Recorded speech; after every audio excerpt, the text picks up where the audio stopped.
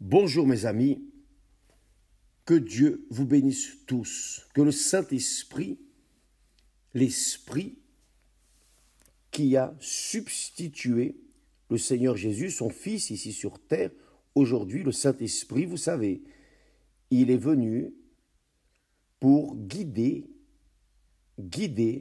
ceux qui ont accepté ou qui acceptent son Fils, le Seigneur Jésus, comme unique Seigneur et Sauveur.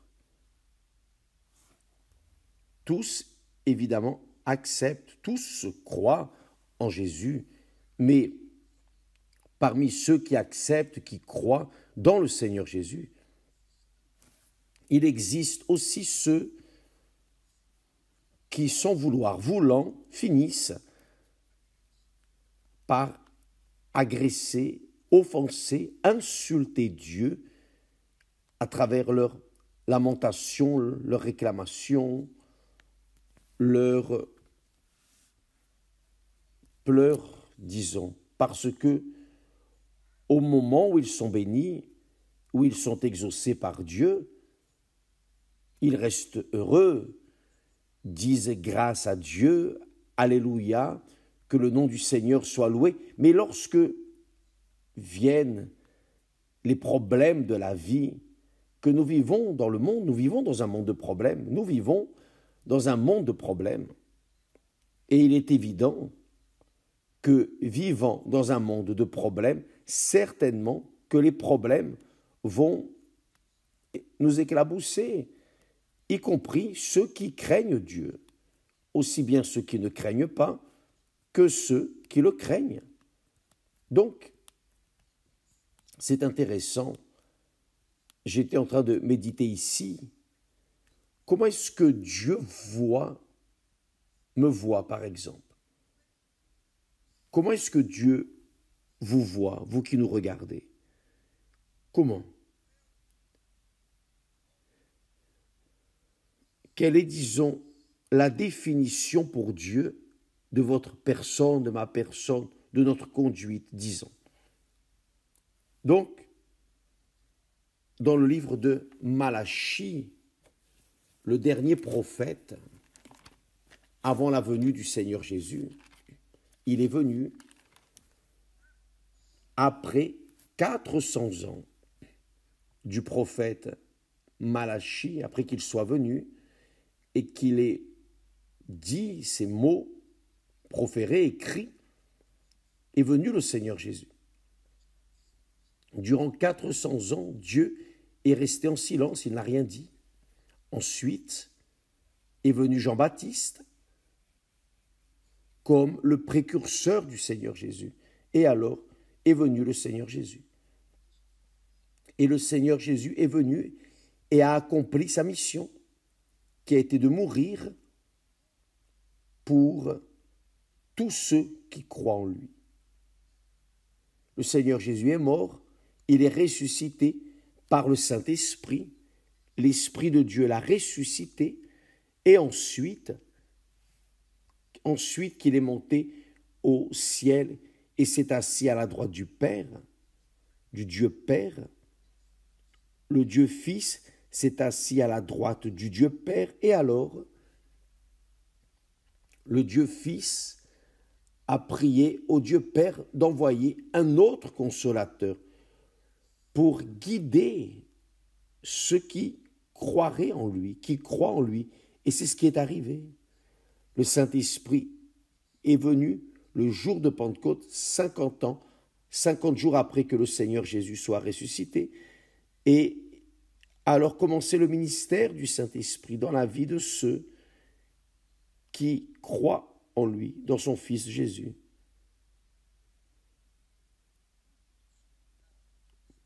Comme beaucoup, au moment de recevoir la bénédiction, restent heureux, on est en train de parler de ça. Mais au moment où viennent les problèmes, les personnes se lamentent, réclament et lancent des plaies contre Dieu. Donc nous allons voir comment Dieu voit ceux qui lancent des plaies contre lui et ceux qui n'en lancent pas. Ceux qui craignent et ceux qui ne le craignent pas. Le texte sacré dit Je vais essayer ici de mettre le texte pour que vous puissiez lire avec moi, accompagner avec moi. Ce texte est très intéressant. Le texte sacré dit, Dieu a dit, vos paroles sont rudes contre moi, dit l'Éternel. Vos paroles sont rudes contre moi. Et ils ont réclamé, ont lamenté, mais là, Dieu dit, vous avez dit, et vous dites, qu'avons-nous dit contre toi? Dieu parle, que ceux qui se lamentent disent, qu'avons-nous dit contre toi?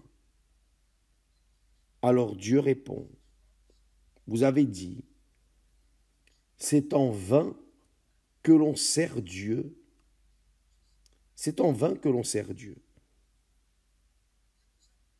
Qu'avons-nous gagné à observer ses préceptes et à marcher avec tristesse à cause de l'Éternel des armées? Ce sont ceux qui professent la foi, ce sont ceux qui disent croire en Dieu, ce sont ceux qui confessent le Seigneur Jésus comme Seigneur. Beaucoup qui confessent le Seigneur Jésus disent cela. C'est en vain que l'on sert Dieu. Je suis à l'église depuis combien d'années? Que m'est-il arrivé? J'ai reçu des bénédictions, j'étais guéri de ceci, j'ai reçu cette bénédiction, des bénédictions ponctuelles, j'ai reçu, mais ma vie n'a pas changé. Les personnes commencent à réclamer, on garde, on ne fait pas le mal à qui que ce soit, je ne vole pas, je ne dérobe pas, je n'adultère pas. Quelques péchés que la personne ne fait pas. Cependant, le plus grand péché, elle le porte en elle. Ce sont les mauvais yeux. Parce que les personnes regardent avec envie, avec jalousie, ceux qui font ce qui n'est pas bon, volent, adultèrent, font tout ce qui n'est pas bon. Cependant, apparemment, et pour le moment, elles semblent aller bien ou elles vont bien avec la vie erronée. Donc, ceux qui ne craignent pas Dieu, qui sont dans les églises et dehors aussi, bien sûr, normalement parlent ainsi. Ah, tu sais une chose, j'abandonne. Regarde, cette personne-là, elle vit dans le péché et elle obtient une vie meilleure. Et moi, je vis ici à l'église, je suis fidèle à Dieu, etc. Donc il dit, c'est comme Dieu parle, vous dites, c'est en vain que l'on sert Dieu. C'est en vain que l'on sert Dieu. Et là, arrive au point de dire à Dieu ou de penser en eux le suivant.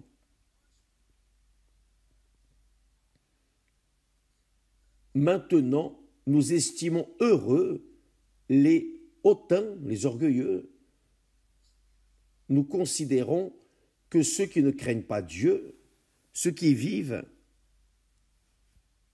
une vie complètement contraire à la parole de Dieu, ils commettent l'impiété, ils font ce qui n'est pas bon, ils tentent Dieu et ils échappent.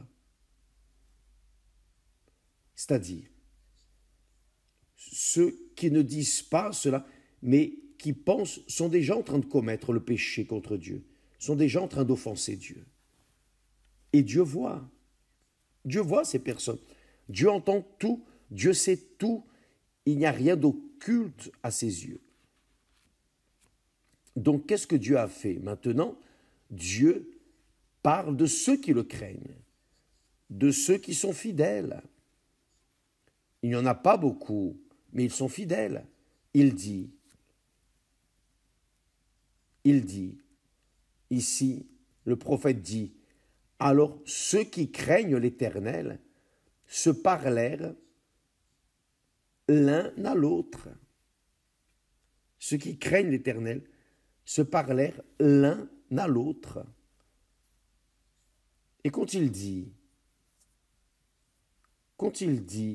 ici ce n'est pas écrit exactement ce qu'ils ont dit, mais certainement que ce qu'ils ont dit a plu à Dieu.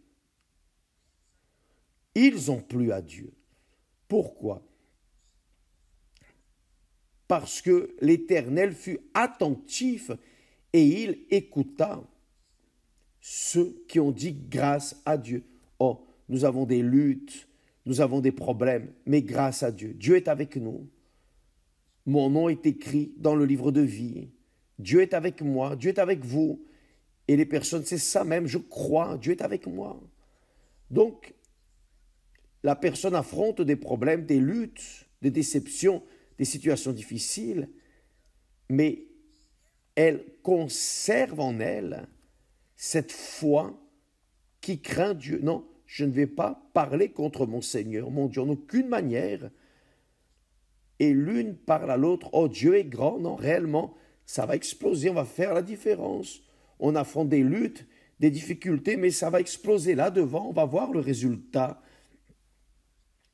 de ce que nous affrontons. Alors, Dieu, le texte dit, fut attentif et il écoute ceux qui ont un comportement éthique craignant Dieu. Et quand il est attentif et qu'il écoute ce qui est en train d'être dit parmi ceux qui le craignent, le texte dit qu'un livre de souvenirs fut écrit devant Dieu. Un texte a été écrit en mémoire, en souvenir. C'est pour cela que c'est dit livre de souvenirs. Un texte a été écrit en souvenir devant Dieu de ce que ceux qui craignent Dieu ont dit, ont confessé les uns aux autres. Un livre de souvenirs a été écrit en souvenir de ceux qui ont affronté des luttes, des épreuves, mais sont restés fermes et ont confessé et ont rendu grâce à Dieu. C'est cela, mes amis. Ça, c'est le secret qui rend grâce à Dieu pour toutes les choses, même pour les problèmes, les difficultés, qui rend grâce à Dieu. Quand les personnes rendent grâce à Dieu, alors là, en leur souvenir, il est écrit un texte parlant d'eux. Et un livre de souvenirs fut écrit devant lui pour rappeler à Dieu, pour que Dieu se rappelle. Dieu n'a pas besoin de se rappeler de rien, mais il met là ce livre de souvenirs comme un symbole, une représentation qu'il a écouté tout et n'a rien oublié. C'est écrit, c'est-à-dire cela reste enregistré. Le prophète Malachi a enregistré ce que Dieu lui a parlé, que tout ce que les serviteurs de Dieu, le peuple de Dieu, les fidèles, les loyaux envers Dieu, disent, parlent pour élever son nom, même devant les luttes, car élever le nom de Dieu quand tout va bien, ça n'a pas autant d'avantages que ça, mais reconnaître Dieu quand les choses vont mal, oh mon Dieu, je te rends grâce. Oh, j'ai cette écharde dans la chair, mais grâce à Dieu pour cette écharde, car cette écharde que j'ai ici dans la chair, messager de Satan, cette écharde est responsable pour que je puisse être toujours attentif, pour ne pas somnoler dans la foi, pour ne pas me reposer, dormir dans la foi. Non, cette écharde me maintient éveillé, debout, me maintient ma foi éveillée devant toi. Grâce à Dieu. Si ce n'était pas les échardes, nous allions somnoler, nous allions rester tranquilles et nous entrerions dans un état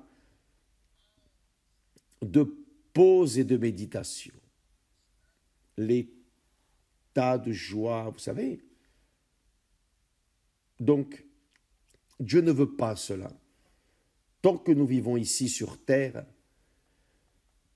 nous vivons au milieu des luttes, des problèmes. Tous nous affrontons des problèmes, aussi bien ceux qui craignent Dieu que ceux qui ne craignent pas, tous. Bien sûr, il n'y a pas de doute, si le Seigneur Jésus a affronté des problèmes, si les apôtres ont affronté des problèmes, tous ont affronté des problèmes, pourquoi n'allons-nous pas, pourquoi ne devrions-nous pas en affronter aussi? Cela fait partie de la vie, sauf que les épines, les échardes dans la chair, Paul dit qu'une écharde a été mise dans sa chair, messager de Satan, pour... Quel était l'objectif de cette écharde? L'objectif était pour qu'il ne vienne pas s'enorgueillir des grandes révélations qu'il était en train de recevoir de Dieu. C'est cela. Dieu a pour moi une écharde pour que je ne vienne pas m'enorgueillir des révélations qu'il me donne. Il veut que je reste toujours humble, rendant toujours grâce à lui-même avec l'écharde qui soufflette, qui fait mal, mais je rends grâce à Dieu. Grâce à Dieu, mes amis. Ça, c'est le grand enseignement que nous avons là. Que Dieu fait la différence, il montre la différence, excusez-moi. Il nous montre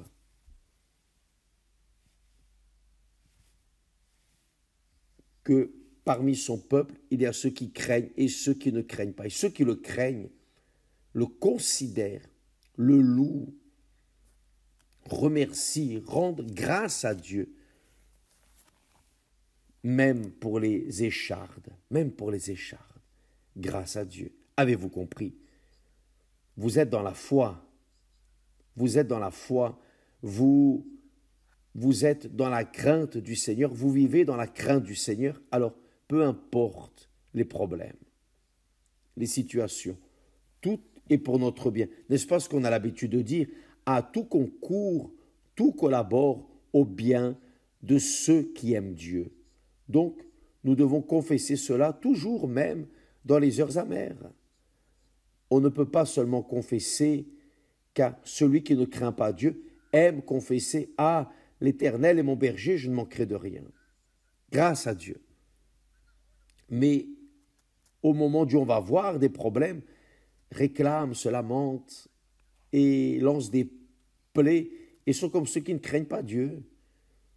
Comme ceux qui ne craignent pas Dieu. Ah, c'est en vain que l'on sert Dieu, c'est en vain que l'on marche dans sa présence. C'est inutile de vivre dans la vérité, car on dit la vérité, on ne souffre que des préjudices. Non, je n'accepte pas ça. C'est-à-dire, les personnes, lorsqu'elles parlent de cette manière, agressent Dieu, comme Dieu dit. Dieu dit, vos paroles sont rudes contre moi. Vos paroles sont rudes contre moi. Car lorsque vous allez bien, vous me remerciez. Mais lorsque les choses vont mal, lorsque viennent les problèmes, que tous nous affrontons, mon fils a affronté, les prophètes ont affronté, les serviteurs de Dieu, tous ont affronté, quand viennent ces problèmes, vous dites, ah, ça ne sert à rien, on est là en train de perdre du temps, on sert Dieu, mais on arrive à la maison, il y a des problèmes avec les enfants, avec les parents, avec le mari, des problèmes. Parce que les personnes, évidemment, qui ne craignent pas Dieu, pensent que servir Dieu, c'est aller avec le vent en poupe, c'est naviguer dans les eaux tranquilles du repos. Non, mes amis, qui sert Dieu dans ce monde va affronter des problèmes graves, va affronter et va prévaloir sur ces problèmes. Même s'ils meurent, ils vont prévaloir. Pourquoi? Parce qu'ils seront en train d'entrer dans le repos de Dieu. Mais s'ils vivent, ils seront confiants que Dieu est fidèle et ne va pas permettre que les problèmes viennent les suffoquer. Donc, nous devons être toujours en train de rendre grâce à Dieu sur n'importe quelle circonstance, de n'importe quelle manière. Rendez grâce à Dieu. Par exemple, des personnes disent: évêque, viennent ces pensées cruelles, difficiles, sales, etc., etc. Grâce à Dieu, grâce à Dieu. Car cela vient sur tous, y compris sur ma personne. Mais le diable sait déjà, chaque fois qu'il amène une pensée sale, répugnante, je loue Dieu. Je lui ai déjà dit, chaque fois que tu vas souffler ces pensées, je vais adorer Dieu. Le diable est, lorsque nous reconnaissons Dieu, même dans les problèmes, face aux problèmes, les difficultés, les tribulations, le diable est. Donc nous devons rendre grâce à Dieu toujours, spécialement à l'heure de la difficulté. Apprenez cela, mes amis. Apprenez à défendre votre foi. Apprenez à craindre Dieu. Apprenez à vivre dans la crainte de Dieu. Vous allez vivre dans la crainte de Dieu en lui rendant grâce, y compris dans les moments difficiles. Vous allez voir que vous serez un victorieux, vous serez victorieuse. Vous allez obtenir la grâce de Dieu. Vous allez vivre. Et évidemment, le livre de souvenirs sera écrit pour le souvenir de Dieu, ce que vous avez fait au moment des luttes, au moment où vous deviez pleurer, réclamer, vous lamenter, vous avez rendu grâce à Dieu. C'est écrit, tel, regardez ce qu'il a fait au moment où sont venus les problèmes. Regardez ce qu'il a fait. Cela sera devant Dieu. C'est le livre de souvenirs devant Dieu. Et cela glorifie le nom du Seigneur. Cela signifie craindre Dieu. Demain, nous parlerons plus. Que Dieu vous bénisse et à bientôt au nom du Seigneur Jésus. Grâce à Dieu.